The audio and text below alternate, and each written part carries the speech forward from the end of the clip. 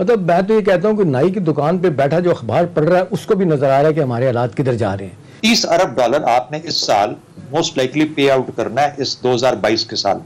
Trade नहीं करेगा, Iran का हाल हमारे सामने है, वो तो फिर तेल और गैस की वजह से बच गया, हमारे पास तो वो भी नहीं। दूसरा, अगर हम चीन को छोड़ के चीन के पास चले जाते हैं तो क्या चीन हमें ये 30 अरब डॉलर दे देगा या हम डिफॉल्ट कर जाए? वैसे तो सबको पता है कि हम तय नहीं कर पा रहे कि हमने चाइना की तरफ जाना है या अमेरिका की तरफ जाना है। लगे रहो मुन्ना भाई। तो दो ही रास्ते हैं, एक है कि आप डिफॉल्ट कर जाएं। पाकिस्तान की इकॉनमी गिरती गिरती अब इस सतह पर आ गई है कि कोई नुस्खा इसकी बहाली का नजर नहीं आता। कुछ भी नहीं होगा, कोई भी कुछ नहीं। एक सामने कई सालों तक कोई कुछ नहीं कर सकता। जरदारी को ले आए वो भी कुछ नहीं कर सकता, इमरान खान है वो भी कुछ नहीं कर सकता, फौज आ जाए वो भी कुछ नहीं कर सकता। इमरान खान साहब ने कहा था कि मैं IMF में चला जाऊंगा तो खुदकशी कर लूंगा, मैं 50 लाख नौकरियां दूंगा। हेलो फ्रेंड्स, अपना हिंदुस्तान न्यूज़ में आपका स्वागत है। अचानक पाकिस्तानी मीडिया में अपने आप को दिवालिया घोषित करने की न्यूज़ तेज़ी से फैलती चली जा रही है। जिस टॉक शो पे भी देख लो सब ये कह रहे हैं कि हमें अपने आप को दिवालिया घोषित कर देना चाहिए, इस तरीके से मुल्क नहीं चल सकता और ये हिम्मत इमरान खान को जुटानी पड़ेगी।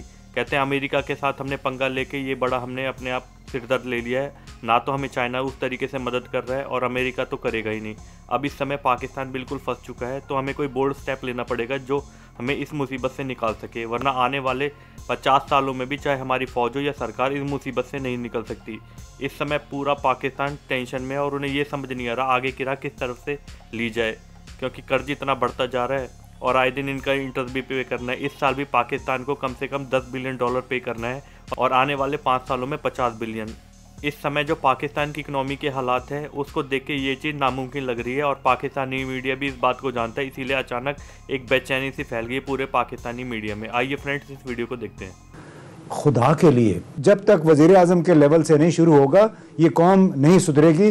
कौम सुधरती है लीडर की तकलीद करके, उसको देख के वो क्या कर रहे हैं, चाहे फौजी हमारी क़यादत है चाहे हमारी सियासी क़यादत है, उन्होंने रूल ऑफ लॉ का बेड़ा गर्क कर दिया है। लगे रहो मुन्ना भाई।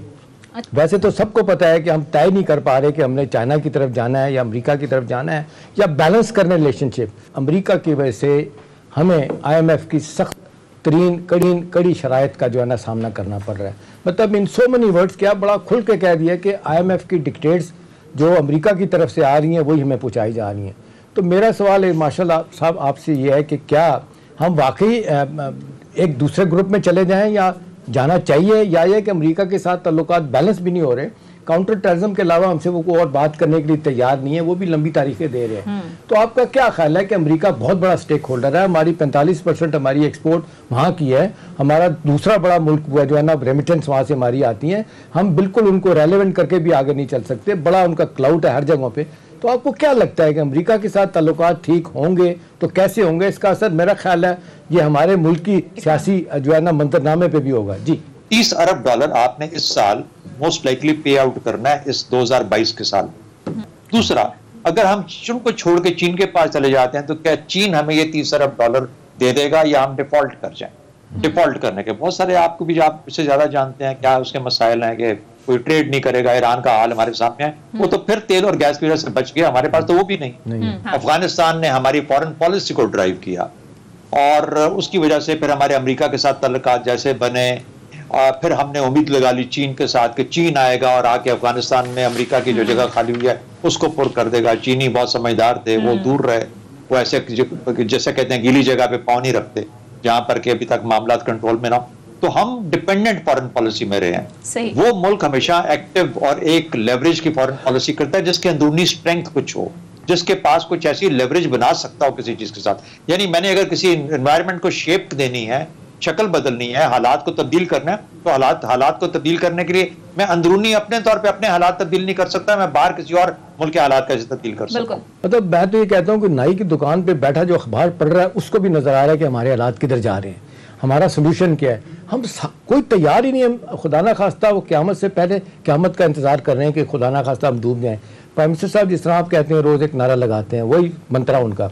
अभी रियासत मदीना का पूछ रही थी सोनिया भाई, वो रियासत मदीना के बाद वो चाइनीज़ मॉडल की भी बात करते हैं, वो मलेशियन मॉडल की भी बात करते हैं, वो मदर ऑफ ऑल डेमोक्रेसीज वो इंग्लैंड की भी बात करते हैं, वहाँ जाकर उनके तजर्बों की किसी एक जगह पे वो नहीं टिक रहे।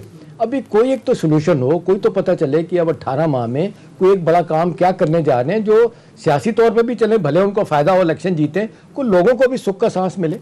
अब सवाल यह है कि एक ही बात आ जाती है सोनिया की जो बुनियाद बन सकती है सारी दुनिया के साथ ताल्लुकात बेहतर करने हो, पहले अपने पाँव पे कैसे खड़ा होना है। पाँव पे खड़ा होने के लिए अभी मार्शल साहब ने बताया कि $30 बिलियन वापस करने हैं, और वो कह रहे हैं जी 5 साल में हमने $50 बिलियन फवाद चौधरी साहब कहते हैं वापस करने हैं।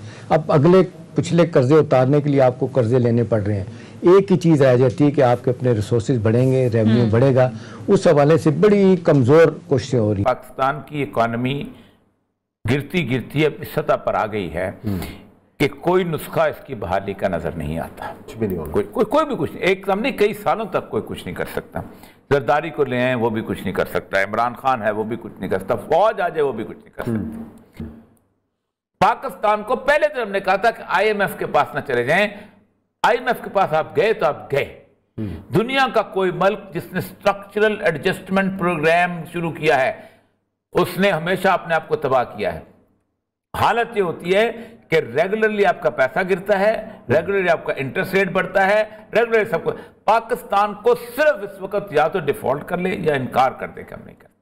इनकार करने के लिए जुर्रत चाहिए। अगर एटॉमिक पावर इनकार नहीं कर सकती तो फिर पाकिस्तान में अल्लाह ताला फरिश्ते तो नहीं भेजेगा। अगर इक्वाडोर 2022 में इनकार को नजर आ रहा है सर, मुझे लगता यह है कि अगर कंसेंसस ना हुआ, अच्छा, तो अल्लाह मेरे कंसेंसस हो जाना चाहिए, होना, अल्लाह मुझे बचाए। सारों इमरान खान को भी अपनी ईगो छोड़नी चाहिए और बाकी लोगों को भी छोड़नी चाहिए।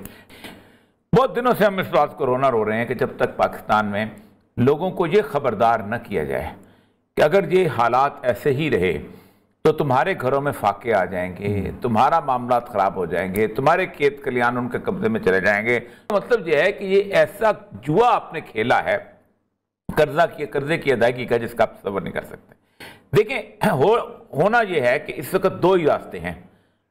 एक है कि आप डिफॉल्ट कर जाएं, जिसके बारे में सबसे बड़ी बात है कि कोई सियासी पार्टी या कोई फौजी ये है हुकूमत डिफॉल्ट नहीं करेगी। क्यों? बदनामी के डर से। जब आप एक नेशनल कंसेंसस करेंगे और कहेंगे कि हम मिलके इसको डिफॉल्ट करते हैं और हम 10 साल की आलमी उनसे मोहलत मांगते हैं, जैसे मैक्सिको ने बार बार किया, 70-72 मुल्क हैं जो डिफॉल्ट करके दोबारा अपनी इकॉनमी को, एक तो ये है कि एक नेचुरल सा रास्ता है जो इसमें रखा होता है, दुनिया के हर बैंकर्स ने ये रखा होता है डिफॉल्ट में रास्ता। इमरान खान साहब ने कहा था कि मैं IMF में चला जाऊंगा तो खुदकशी कर लूंगा, मैं 50 लाख नौकरियां दूंगा, मैं 1 करोड़ नौकरियां दूंगा, 50 लाख घर बनाऊंगा। कि डॉलर 125 से आज 170 तक इन्होंने पहुंचा दिया, रुकने का नाम नहीं ले रहा। मुझे लगता है कि 200 को क्रॉस करेगा। चीनी की प्राइसेस 45-50 से लेकर आज 130 तक, 150 तक लेके गए थे, मेरा ख्याल 130 तक बाकी आई हैं। पेट्रोलियम की प्राइसेस 45 से कहां तक पहुंचा दिया इन्होंने। और खाने पीने की, दवाइयों की जो महंगाई है 300% से 500% इन्होंने महंगाई की है।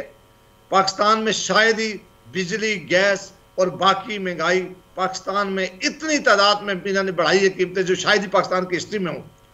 ये अमेजिंग बात जरूर है। अमेजिंग बात बहुत जरूरी है कि जितने भी वज़ीर आज़म पाकिस्तान ने आज तक वायदे किए थे, किसी एक वादे की तरफ उन्होंने बिल्कुल पेशकदमी भी नहीं किया। तो बहुत अमेजिंग बात है।